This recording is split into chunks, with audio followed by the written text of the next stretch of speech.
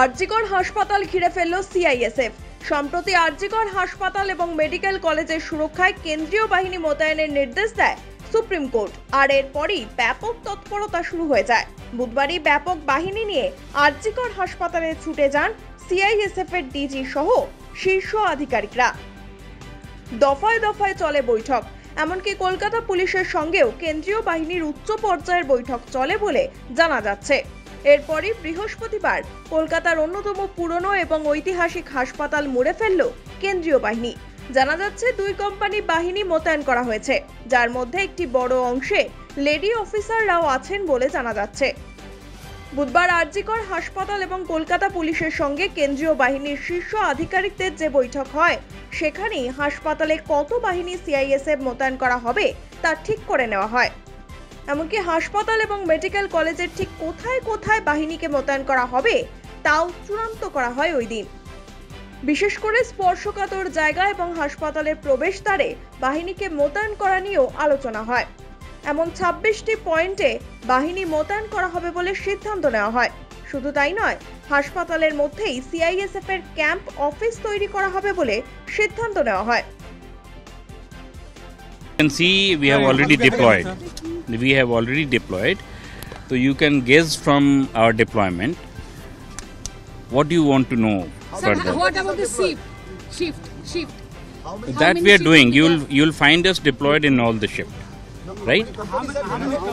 That detail is not appropriate on my part to say. Let us do our job. You'll find our people have come. We have deployed ourselves. It will all happen. Just wait and watch. It will all happen. We are already deployed here.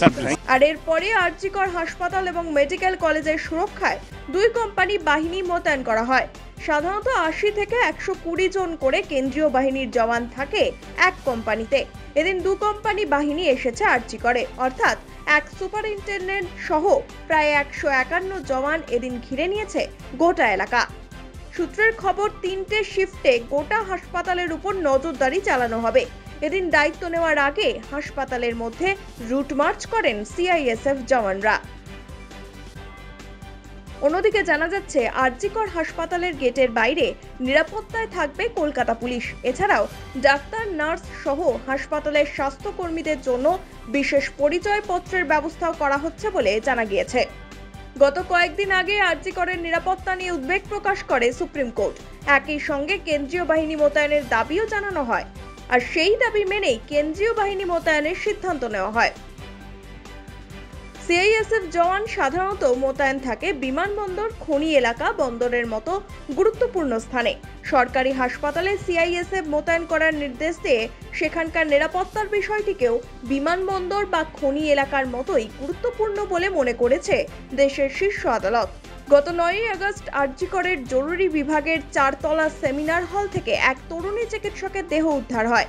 তাকে নৃশংসভাবে হত্যা করা হয়েছে বলে অভিযোগ। ঘটনার পর থেকেই আরজিকর কাণ্ড নিয়ে উত্তাল হয়ে উঠেছে গোটা দেশ। হাসপাতালের মধ্যে চিকিৎসক ও স্বাস্থ্যকর্মীদের নিরাপত্তার দাবিতে আন্দোলন চালিয়ে যাচ্ছেন চিকিৎসকেরা। বিক্ষোভ শুরু হয়েছে দেশের অন্য হাসপাতালগুলিতেও। এর মাঝেই গত 14ই আগস্ট রাতে আরজিকরে হামলা চালায় একদল দুষ্কৃতী। ভাঙচুর করা হয় জরুরি বিভাগে। এরপরই হাসপাতালে কেন্দ্রীয় বাহিনী মোতায়েনের নির্দেশ দেয় সুপ্রিম কোর্ট। সেই মতো বৃহস্পতিবার থেকেই আরজিকর হাসপাতালে মোতায়েন করা হলো কেন্দ্রীয় বাহিনী।